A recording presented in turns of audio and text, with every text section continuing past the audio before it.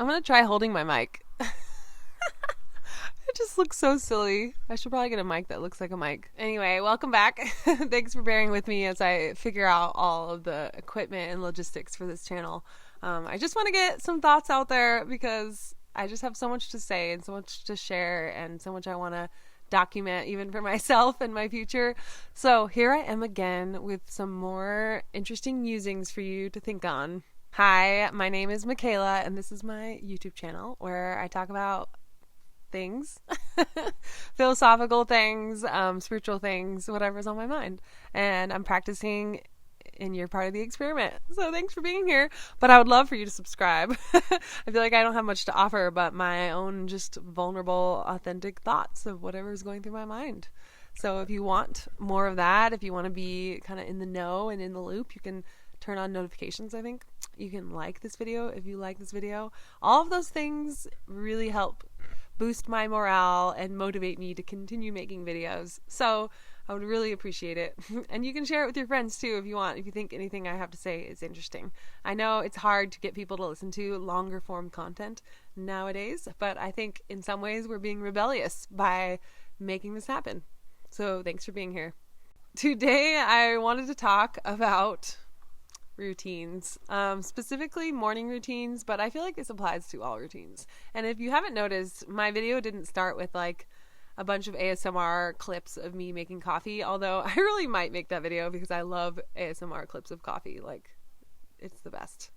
But what I wanted to talk about is actually the concept of a morning routine and routine in general. Now, I think there's a reason that on YouTube, when you type in morning routine, there is literally thousands of videos of people's morning routines. And a lot of them say like 6 a.m. morning routine or what I do on my day off morning routine. And whatever it is, there's clearly a need for people that need help with their morning routines. Now, there's got to be a reason that people are clued into the fact that morning routines are really powerful. And as usual, I didn't do any research for this video. I'm not trying to spout off facts. I'm not going into my science brain with this. I'm just intuitively feeling the topic of morning routines and why it's important to me, and my other thoughts on it. So I will start by saying I really do believe, and in all the time that I've tried this, that the morning really sets the tone for your day. And I know that everyone always says that, and there's lots of different ways for you to figure out how to set the tone for your day. It doesn't need to be making your bed. I know people swear by that, like if you make your bed, the whole day will go well.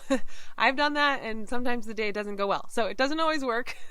Another thing too, like something that I will talk about a lot and I feel really strongly about is that if I don't get on my phone right away, if I give myself at least an hour of a buffer, a lot of times I'll just say like 9 a.m. before that, no phone, and I usually wake up at 7 or 7:30. So having an hour or a couple hours in the morning without any phone or any screen at all is so revolutionary for my morning. But I guess my point with that is that that might not work for you. You might need to get on your phone right away for whatever reason. So it's really up to you, but I just want you to know that whatever you do in the morning, it sets the tone.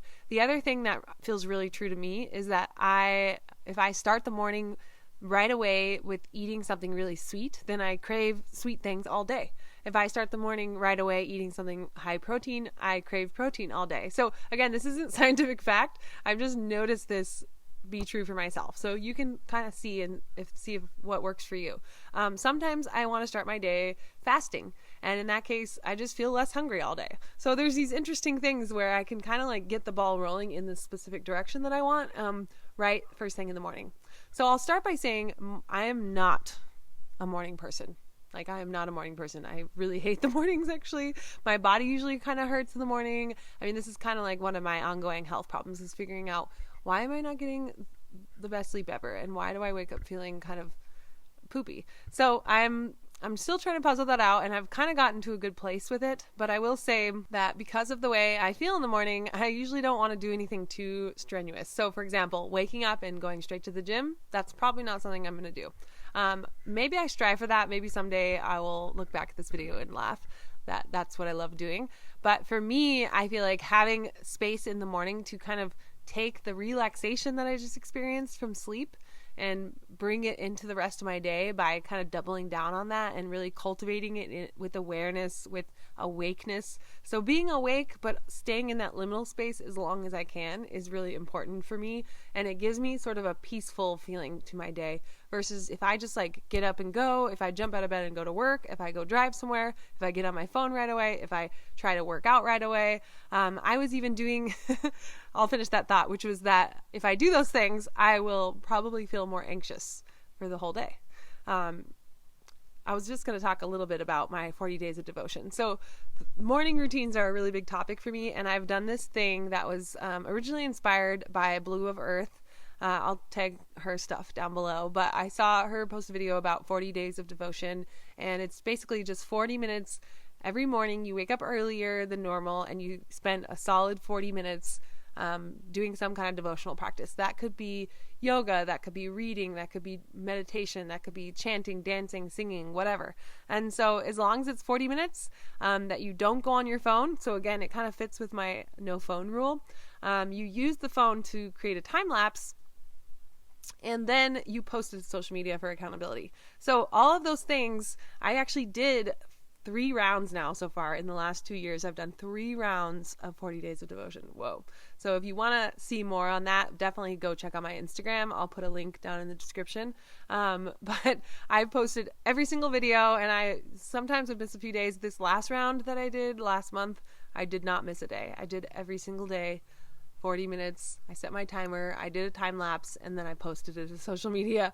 So it was a lot of work. And what I learned from that is that the things that I think I should be doing in the morning aren't always the things that I want to be doing. So for example, I learned that like going straight to my mat and trying to do a bunch of movement didn't let my body feel relaxed. So when I did that on certain days, it was okay, like it did feel good, but my body felt a little bit more anxious those days too. So what I started to do is actually just sit and be more in meditation, or even just laying and meditating, maybe listening to a guided meditation, journaling, things like that. So that actually ended up being the very first thing that I wanted to do. And then it would kind of move into at some point, once I would feel that relaxation in my body, then I would start to do some really gentle stretching and yoga. I apologize for any background noises, by the way. I'm outside.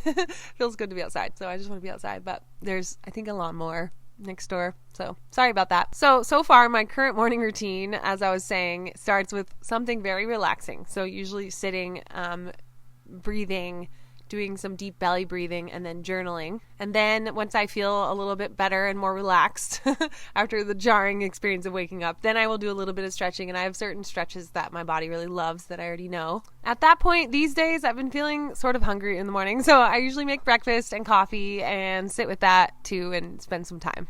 To be completely honest and vulnerable, a majority of my morning routine these days is focused around making sure that I go poop. Now, that might sound kind of gross or weird to share, but it's a struggle that I have, and I know that I feel way better if I give myself that, the gift of a bowel movement. So a lot of the stuff is centered around that, the relaxation, the breathing. I do some stomach massage, the stretches, the journaling, and then the breakfast and the coffee. Those all kind of like coincide to support this sort of like grounded feeling where my body feels safe enough for that to happen. So that is sort of my routine right now. Now, I want to give the caveat that I am a cyclical being. I'm a woman. I have a moon cycle. So I also shift my routine depending on the moon cycle. And that's something I can maybe go into on a deeper dive, but really it's just intuitive. I feel like I'm hungrier during when I'm bleeding, and a little bit more into fasting during ovulation.